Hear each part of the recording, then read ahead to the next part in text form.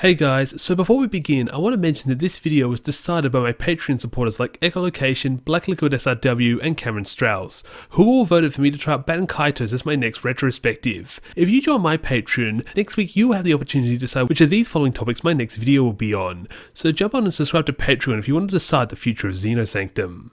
Well, after mentioning Baten Kaitos in multiple past videos, it's about time I finally get around and play this game. To be honest, I've been really keen to play Baten Kaitos. Unfortunately, the game's price on eBay and the fact that its sequel is an NTSC exclusive kinda put me off this game. However, I recently grabbed a copy of the first Baten Kaitos at a toy fair, and with the remake about to come out, now is arguably the best time to look back on this 2003 GameCube game, Baten Kaitos Eternal Wings and the Lost Ocean.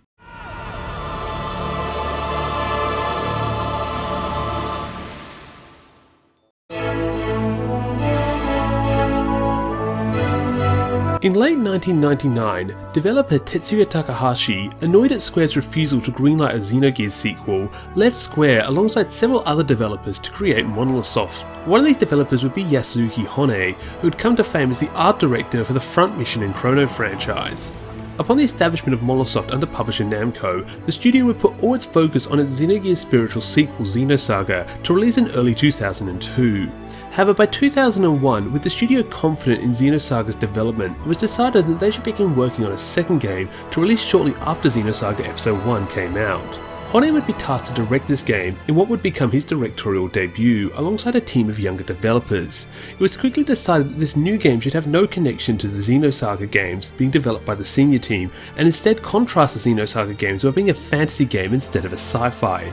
Another big difference would be the console of choice. While Xenosaga was being developed for the PlayStation 2, this new game would instead be developed for the Nintendo GameCube, which currently was lacking any standout JRPGs. Thus, the team hoped to take advantage of this lack of JRPGs to cement this new game as a key franchise for the system. To help develop the game, Honne's team joined forces with Crescendo, who had previously worked with Trias and Valkyrie Profile.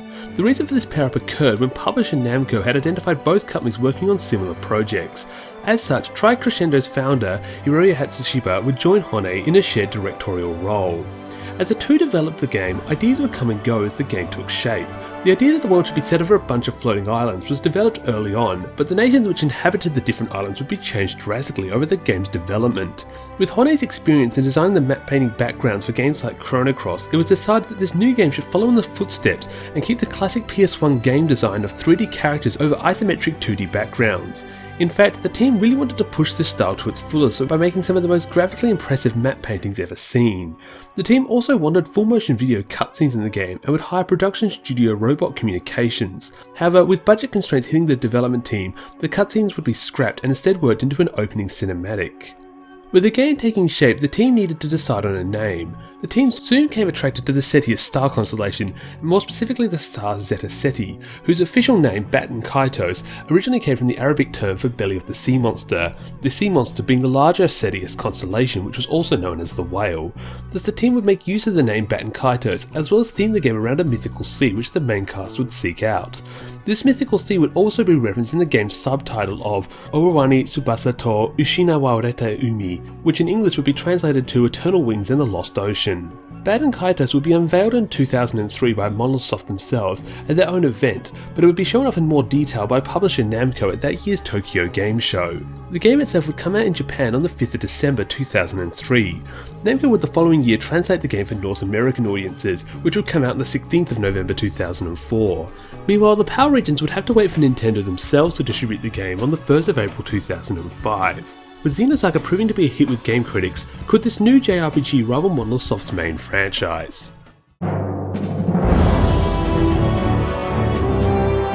In the game, we take the role of a guardian spirit, which I called Sormon, since it's my gamertag, as well as the name of my Australian politics YouTube channel, which you can subscribe to if you're interested in hearing me talk about historic Australian elections for 20 minutes straight. Oh right, I'm supposed to be talking about Baten Kaitos here. I'm sorry. The game begins with a flashback in which we, as the Guardian Spirit, first meet protagonist Callus as a young man. We then follow Callus's life as his grandfather and brother are murdered by agents of the Alfred Empire, leaving Callus in a bitter path of revenge to find the agents responsible and kill them. We finally start the game in the small village of Subarai on the floating island of Sardel's Sword, where Callis is recovering after being attacked by monsters in a nearby forest. After thanking the doctor for helping him recover, Callis makes his way back to the forest where we run into a young lady named Shella and her two comrades who are being attacked by a beast. While Callis and Shella are able to kill the beast, they're not able to save Shella's two friends, and we quickly learn that Callis is an absolute dick. My oh my, look at what we have here. A load of fresh magnets. Hey, they're my friends, you know. They were your friends. This won't be doing them much good now. We gotta do what we can to survive, right? Despite Callis caring little for Shella's friends, he offers to team up with her and explore deeper into the forest. In the forest depths, the two find a spring which houses a giant serpent creature who attacks the duo. Defeating the monster, a golden card, referred to as a Magnus, appears before the two. However, before being able to process what's going on, an Imperial airship descends onto the group with a platoon of soldiers. Leading the soldiers is one Giacomo, who Callis recognises as the man who killed his family. Callis tries to kill Giacomo, however he simply knocks out Callis, steals the Magnus and kidnaps Shella. When Callis regains consciousness, he immediately makes his way towards Sardel's Sword's capital of Purkard in pursuit of Giacomo. Arriving in Purkard, Callis is able to gain the help of some local street rats to break into the Lord's mansion and pursue Giacomo. Inside the mansion, Callis finds and releases Shella, who teams up with him to pursue Giacomo, who's about to leave on his airship. Facing him on the main deck, the two are unable to beat the elite warrior, who blows both of them off deck and back down into the mansion. Now as wanted criminals, the two escape Purkard by hitching a ride to the neighbouring island of Diadem. The story continues from there and sees Callis and Shella team up with a bunch of misfits to thwart the Empire's plan of acquiring the 5 Ed Magnets and reviving the evil god of Malpertio. For the full story breakdown, the Baten Kaitos wiki page has a pretty nice plot summary you can read, but you can also just watch the cutscenes online.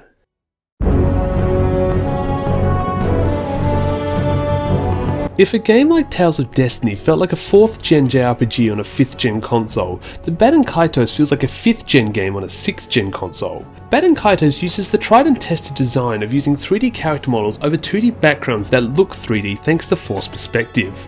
This is very similar to many PS1 JRPGs like Chrono Cross, which Honne had designed the backgrounds of. Despite this style being somewhat outdated with the advent of full 3D JRPGs like Skies of Arcadia and Final Fantasy X, Baten Kaitos still presents rather well.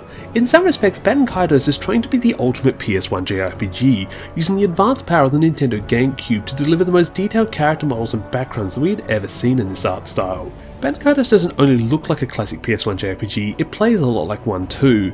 Like so many other JRPGs, Baten Kaitos will see you navigate a series of towns and dungeons connected to one another via a world map. However, a difference in this world map is the fact that rather than having one continuous world map, the world of Baten Kaitos is instead split between several different floating islands, which each have their own small world map.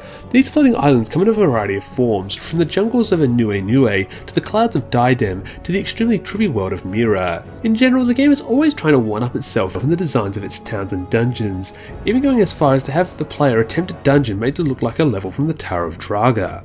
As the plot goes on, the duo of Callis and Shella will team up with a whole bunch of different misfits as they search for the 5 N Magnus. The first of these party members is the fisherman Gabari, who helps ferry the party around Diadem before later joining the group. Second is Lude, the Empire's ambassador to Diadem, who defects from the Empire to help the party stop the Emperor's evil schemes. Third is Savina, a mysterious mercenary who the party meets in Inue Nue and later recruits into their group. And the fourth and final member is Mizuti, a mysterious mask-wearing being who the party runs into on their way to Mira. Most of these characters come with a set of wings which they use to fly. Despite having this ability though, the game doesn't really make much use of flying, which is kinda disappointing. What's also disappointing is your ability to interact with Callis by answering questions he throws your way. These don't amount to much since it hardly affects the plot, and I wish JRPGs would stop doing this. As per usual, you will gain experience via combat, which will in turn allow your party members to level up and become stronger. However, rather than have you level up on the spot, the party will need to seek out these blue save flowers, which are usually found in towns. There, the party can save as well as teleport to the church, where they can pray to level up as well as raise their class rank. While leveling up simply requires the party to acquire experience points, classing up will require the player to find special items, usually dropped by bosses, that the player can then exchange to class up. Magnets are a series of magically enhanced cards which come in a variety of forms, from the powerful N Magnets which the story revolves around to the weaker forms of Magnets which the party can use in battle. The party can also get single-use magnets to heal outside of battle, as well as equipable magnets to enhance their stats. The party will also get a series of blank magnets which they can then use to trap the essence of things they find around the world. They can then later unleash these essence elsewhere in order to complete side quests. Magnets are generally found either in treasure chests or dropped by monsters after battle. Alongside finding cards, the party can also buy cards from shops. Speaking about shopping, we need to talk about Baten and Kaitos' unusual shopping mechanics. Unlike your normal JRPG, battles will not give the party money. Instead, to make money, the party will need to sell magnets. Of the sellable magnets, photographs of characters and monsters will tend to sell the best, thus the party is incentivized to take photos in battle to sell at shops, and that's not even the strangest part of this battle system.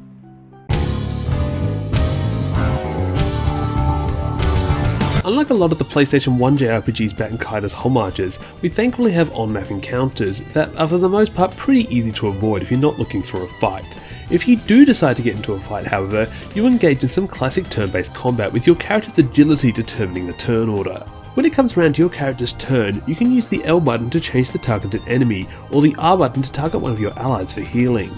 Unlike a lot of other turn-based JRPGs, Baten and Kaitos' combat is strictly limited to one-on-one combat, with both the player and enemy being unable to perform multi-hit sweep attacks. Instead of sweep attacks, we have the rather unique Magnus combo system. Before combat, each party member must build their deck of combat Magnus cards to use in battle. In battle, each of the party members will draw a select number of Magnus from their deck to use. The player can then play a set number of Magnus to attack the enemy or heal an ally, drawing new cards each time one is played. The size of each character's deck, draw size, and number of playable cards will increase as the character classes up, thus allowing for more freedom using the game's combo system. As you might notice, each Magnus has a spirit number next to it. If the card played matches up or forms a straight, you will gain additional damage modifiers. This bonus modifier will only trigger if every Magnus played is part of a combo, thus playing a 1, 1, 2, 2 and 3 will not score you any benefits despite having 2 doubles. While the system can be annoying, especially if you have terrible luck drawing new Magnus, the party will slowly unlock more powerful Magnus which come with multiple numbers. To choose a specific number on the card, the player is required to flick the C-stick in the direction of the desired number. Alongside spirit numbers, the player will also need to consider the elements of the cards being played. Alongside regular physical attacks, Baten and Kaitos has 6 separate elemental attacks which can be grouped into 3 pairs. These are Fire and Water, Light and Dark, and Wind and Chronos. When comboing, if a character plays 2 cards of opposing elements, they will cancel each other out. For instance, if you play a 50 damage fire attack and a 40 damage water attack, you will only end up doing a 10 damage fire attack. While this elemental cancelling can be annoying when trying to string together combos, it can come very much in handy when trying to defend against attacks. When it comes around to the enemy's turn, they will unleash a series of their own Magnus to attack you, and as the player you can use certain attack Magnus alongside dedicated defense Magnus to block attacks. While physical defense Magnus reduce physical damage, elemental damage will need Magnus of the opposing element to be negated. You can also play defense Magnus in straights and matchups just like attacks to reduce damage even further. Alongside using Magnus to attack and defend, you can also use them to heal and revive party members, as well as flee the battle. Eventually, after playing enough cards, you will have no more cards to draw and will need to shuffle your deck to begin redrawing cards. This will unfortunately cause you to waste a turn, however your enemies will also need to shuffle their decks occasionally, thus giving you a small advantage too. Overall, Baten and Kaitos has a rather unique spin on the classic turn-based combat system that I quite enjoyed, especially when I got that giant multi-card attack combo dealing 4 figures of damage. This enjoyment also has to be attributed to the music as well.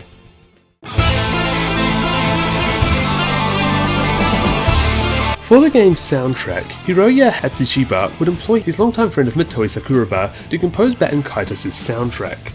Now, I don't know if Sakuraba was especially passionate about this game, but he absolutely kills it in the battle themes, except for that weird Europop track used in some boss fights. I want to take a nap. While boss themes like Vitriolica Stroke are awesome tracks to listen to, the highlight has to be the regular battle theme of True Mirror. That violin solo carries the whole piece, and even on my 100th regular fight, I never once found myself getting bored of hearing this track playing again and again and again.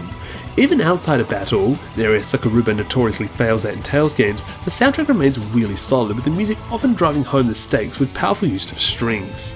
Overall, Baten and Kaitos is one of the best soundtracks to a JRPG that I have ever played, and I almost put it up there with the Xenoblade games. Thus, it kinda sucks that I cannot say the same thing about the voice actors. Apparently some company called ArtQuest handled the dubbing of this game. This is a company whose only other dubbing job was the 2004 Xbox title Metal Wolf Chaos.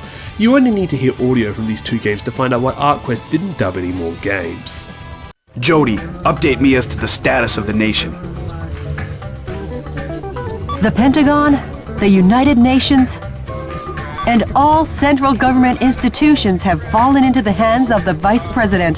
So it was you after all. I'm surprised to see you alive. Giacomo, you don't know how long I've waited for this moment. To be honest, it really boggles my mind that Monolithsoft would get such a terrible voice cast to dub this game after the really good cast used in Xenosaga Episode 1. Well, if you thought the voice acting was bad, wait till you combine it with janky 3D animations as seen in the game's opening cinematic. Okay, the animation isn't that bad. The real problem with the game's opening is the fact that it wasn't even originally an opening. As I talked about in the Origin section, Baten Kaitos was meant to have full motion video cutscenes done by Robot Communications. However, budget constraints will see the few completed FMV cutscenes merged into an opening cinematic. As a result, the opening feels more like a game trailer as you get random moments of the game's story cobbled together in a somewhat incoherent mess, which is not the best way to start off your adventure.